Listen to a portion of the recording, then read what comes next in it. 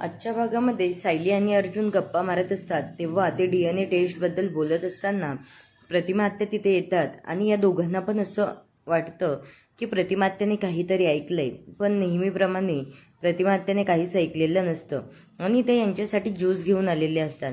त्या म्हणतात, काय झालं पोरांनो, एवढे का घाबरलात? आणि मी तुमच्यासाठी ज्यूस आणलंय. तेव्हा यांच्या दोघांच्याही चेहऱ्यावर हास्य येतं आणि प्रतिमात्या पण हसायला लागतात. नंतर त्या दोघांना ज्यूस देतात. एक ग्लास अर्जुनला देतात आणि एक ग्लास सायलीला. तेव्हा सायली त्या ज्यूसकडे बघतच असते. तेव्हा प्रतिमात्या म्हणतात, अगं आण इकडे, मी स्वतःच्या हाताने भरवते तुला. नंतर ते तिला स्वतःच्या हाताने ज्यूस पाजतात. तेव्हा सायलीला अगदी असं मायेचं कुणीतरी असल्यासारखं आणि तिला असं वाटतं, माझी खरी आईच जवळ असताना मला एवढ्या दिवस अंधार राहावं लागलं. त्यामुळे तिच्या डोळ्यात पाणी येतं. प्रतिमात्या म्हणतात, काय झालं बाळा, तुझ्या डोळ्यात पाणी का गं? अगं मला असं नेहमी वाटतं की तूच माझी मागच्या जन्मात मुलगी असेल. तुझ्याजवळ आलं की असं कुणीतरी एकदम जवळचं आहे असंच मला वाटतं गं सायली. पहिलीपासून मी तुझ्याशी खूप जवळची अटॅचमेंट आहे असंच मला वाटतं. अर्जुनला खूप भारी फिलिंग होत असतात या दोघी असं बोलतात तेव्हा, आणि त्या एकमेकींच्या हातात हात घेतात.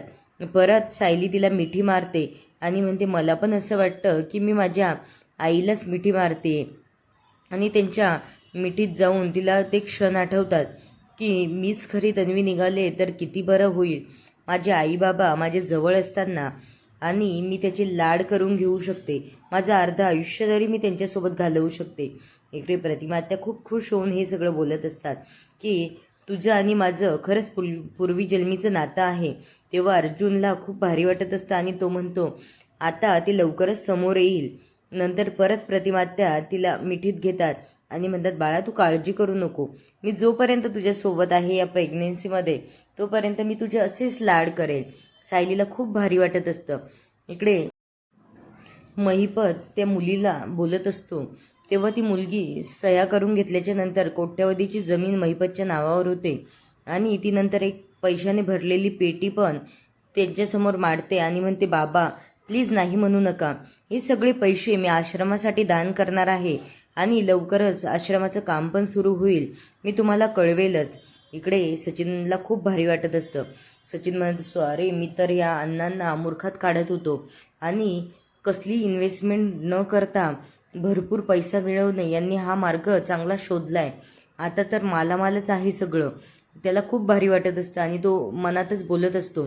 तेव्हा तो म्हणत असतो, अण्णांचा मला हा डाव खूप आवडला. मला एवढे दिवस असं वाटत होतं हे काय देवदेव करतायत, पण हे तर भक्तांना चुत्या बनवण्याचं काम करताय. नंतर इकडे अस्मिता आणि चैतन्य तिच्या बाळाला खेळवत असतो. तेव्हा अस्मिता इंटरव्ह्यू देऊन बाहेर येते. ती म्हणत असते, रडला का रे खूप? चैतन्य म्हणत असतो, नाही ग, त्याचा मामा जवळ असताना तो कसला रडतोय. आणि हे बघ बरं, तुझा इंटरव्ह्यू कसा गेला? अस्मिता म्हणते, अरे छान गेला आणि मला सिलेक्ट पण केलं, पण बघ ना मला नाईट शिफ्ट करावी लागेल, त्यामुळे हा जॉब पण गेला. तो म्हणतो, अगं जाऊ दे, पुढची संधी भेटेलच ना, पुढचा चांगला जॉब भेटेल. नाईट शिफ्ट असल्यामुळे तुला बाळामुळे नाहीच जमणार करायला. ती म्हणते, हो ना, आणि या जॉबबद्दल मी घरी पण काही सांगितलं नाही, त्यामुळे तर मी नाहीच करू शकणार. आणि तो म्हणतो, पॅकेज कमी भेटलं का गं? इतकी नाराज दिसते. ती म्हणते, नाही रे, पॅकेज बऱ्यापैकी चांगलं भेटलंय, पण नाईट शिफ्टमुळे मला नको वाटतं हा जॉब. तो म्हणत असतो, बरं घे बाळाला. आणि तिच्या फोनवर सारखे सचिनचे फोन येत असतात. तेव्हा त्याने फोन चैतन्यकडे दिलेला असतो आणि तो काही फोन घेतच नाही. इकडे सायली अर्जुनसोबत बोलत असते, काहीतरी शोधाशोध करत असते बॅगमध्ये. अर्जुन म्हणत असतो, काय शोधतीये सायली तू? ती म्हणत असते, तन्वीचे लहानपणीचे फोटो मला पूर्णाजीने दिले होते तेव्हा मी यामध्येच ठेवले होते, आता कुठे गेले काय माहीत. अर्जुन म्हणत असतो, अगं ते कशाला शोधतीये? हे बघ, आपल्याला हे माहिती ना की तन्वीच्या पायावर लहानपणी ही खून होती. हे बघ, यामध्ये दिसतीये फोटोमध्ये, तर तुझ्या पायावर आहे का बघ ना ती. आणि सायली बघते तर ती खून थोडीशी पुसट झालेली असते. ती म्हणते, आहे हो, पण एकदम पुसट झालेली आहे. पण तिला तो सीन आठवतो की जेव्हा प्रियाने तव्यावर हिला पाय ठेवायला लावला होता आणि प्रियामुळेच तो पाय भाजला होता आणि त्याला ड्रेसिंग केल्याच्या नंतर तो डाग पुसट झाला. तेव्हाच अर्जुन आणि सायलीच्या लक्षात येतं, हे सगळं प्रियामुळे झालेलं असेल तर प्रियाला आधीच माहीत होतं की सायलीच्या पायावर तुळशीपत्राची खून आहे म्हणून हे सगळं तिने मुद्दाम केलं होतं. आणि सायलीला हे सगळं आठवून तिला आता आठवतं की हे सगळं खरंच प्रियाने मुद्दाम केलेलं असावं. इकडे चैतन्य आणि अस्मिता घरी जात असताना अस्मिताला कल्पनाताईंचा कॉल येतो. तेव्हा ती उडवाउडीची उत्तरं देत असते. कॉल उचलते. कल्पनाताई तिला खूप ओरडतात. अगं तू गोलूला घेऊन काय करते बाहेर एवढ्या उन्हामध्ये? तुला कळत नाही का ग? जबाबदारीची जरासुद्धा जाणीव नाही तुला. इकडे बघ, आजपर्यंत तू अशीच फिरत होती, पण आता आम्ही तुला न विचारता बिलकुल घराच्या बाहेर जाऊ देणार नाही. अस्मिता म्हणते, अगं मम्मा, मी शॉपिंग करायला बाहेर आले होते आणि AC आहे ना इथे. कसले उन्हात थोडं आहे गोलू, आणि मी लवकरच घरी येते. नंतर ती फोन ठेवते आणि चैतन्याला सांगते, अरे मम्मा माझ्यावर खूप ओरडली आणि सगळे घरचे सगळे बोलतील मला आता. आता मी काय करू मला कळत नाहीये.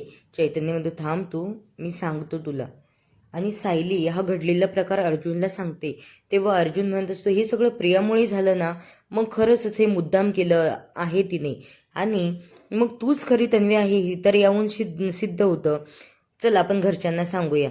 तेव्हा सायली म्हणत असते, अहो DNA ची टेस्ट जोपर्यंत होत नाही तोपर्यंत माझी शंका काही मिटणार नाही.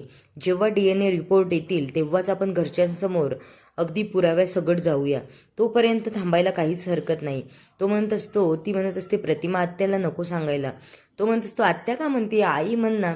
ती म्हणत असते, नको, हे DNA टेस्टची रिपोर्ट येईपर्यंत मी आई बाबा या शब्दापासून दूरच राहिलेली बरी. कारण जेव्हा हे सगळं खोटं जर निघालं तर मला त्या गोष्टीचा एवढा त्रास होईल की मी तो सहनच करू शकणार नाही. आणि जेव्हा हे रिपोर्ट समोर येतील तेव्हा मी तर आई बाबा म्हणेनच.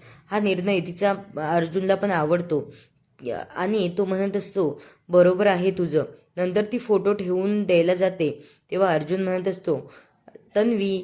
ती म्हणत असते, अहो आता सध्या नका ना मला तन्वी नावाने हाक मारू. अगदी जेव्हा तुम्हाला खरं वाटेल ना हे आणि सगळ्यांसमोर येईल तेव्हा मला तन्वीच म्हणत जा, मला पण खूप आवडेल. इकडे कल्पनाताई, प्रतिमा आत्या, सुमन गप्पा मारत असतात की आपण सायलीची चोरवटीचा कार्यक्रम करूयात, पण सायलीला पण सांगूया. प्रतिमा आत्या म्हणत असतात, हो ग, मला पण आठवण होती, पण कधी करायचं हे माहीत नव्हतं. बरं झालं तू इकडेच आली, मग आपण निवांत गप्पा पण मारत बसलो. सुमन म्हणत असते, अहो ताई नेहमीच यायचं ना. कल्पना म्हणत असते की अगं नेहमी घरच्या कामातून कुठे ना वेळ भेटतो, आज वेळ भेटला म्हणून म्हटलं तुम्हाला भेटून यावं. आणि आपण उद्याच करणार आहोत हा कार्यक्रम, त्यामुळे तुम्ही सगळे तयारी करूनच तिकडे या. नंतर सायली आणि अर्जुन खाली येतात. सायली म्हणत असते, काय कसल्या गप्पा सुरू आहेत? इकडे कल्पनाताई तिला सांगतात, अगं तुझ्या चोरवटीसाठी आम्ही तयारी करत होतो. अर्जुनला खूप भारी वाटत असतं, तो खूप हसत असतो आणि तो म्हणतो, तन्वीचं म्हणायचंच असतं. तेव्हाच तो थोडा थांबतो आणि तन्वी म्हणत नाही तर तिला पण खूप आनंद होत असतो. ती म्हणत असते, अहो काय तुम्ही पण, हे चोरवटीन ते सगळ्यांचीच भरत असतात ना. सुमन म्हणत असते, आपण हे सगळं करूयात आणि सायलीचे खूप लाड पुरवूयात आणि चोरवटी भरल्याच्या नंतर सगळ्यांना ती गुड न्यूज सांगायला मग तयारच होईल ना, मग आपण सगळ्यांना सांगू शकतो. कल्पनाताई म्हणतात, अगं हो, त्यासाठीच म्हटलं आधी चोरवटी करून घ्यावी आणि सायलीचे पण लाड पुरवणं होईल त्या निमित्ताने. प्रतिमा ताई पण म्हणत असतात, आपण हे सगळं खूप जल्लोषात साजरा करूया. सायलीला पण हे खूप भारी वाटत असतं. इकडे अर्जुन खूप हसत असतो की माझ्या बायकोचे एवढे लाड करतायत माझ्या घरचे, त्यामुळे त्याला पण खूप भारी वाटतं. सचिन साक्षीला कॉल करतो आणि साक्षीचा पहिला चेहरा काही दाखवलेला नाही, तिचा आवाज ऐकवलेला आहे.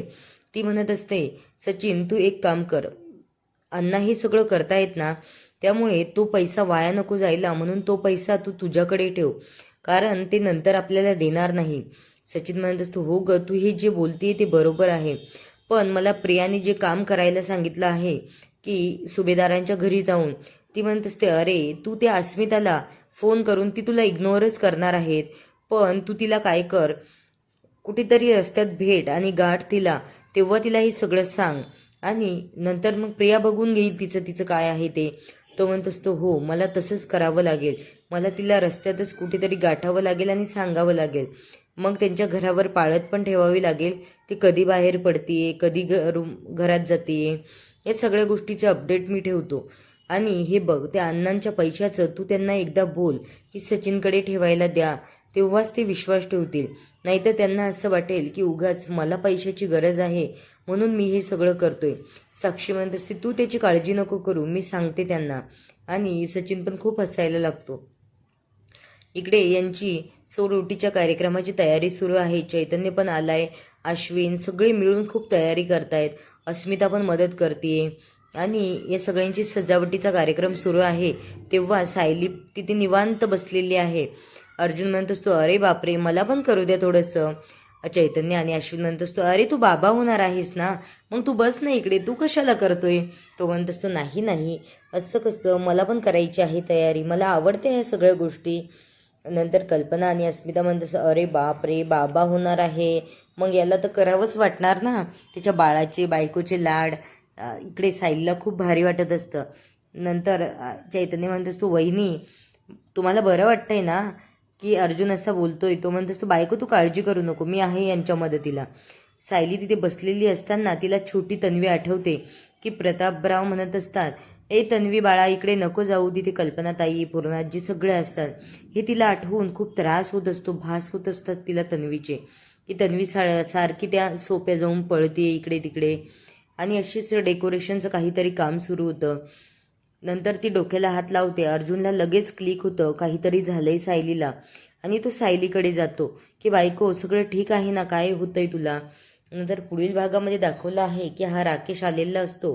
तेव्हा प्रतापराव म्हणतात, अरे राकेश तू आलास, ये बाळा, तुझी स्वागताची तयारी सुरू होती. आणि हा राकेश नागराजचा बदला घेण्यासाठी आलेला आहे. आणि आता पुढील भागामध्ये तो नक्की काय करेल हे पाहणं मात्र रंजक ठरणार आहे. त्यामुळे पुढील भाग नक्की बघा.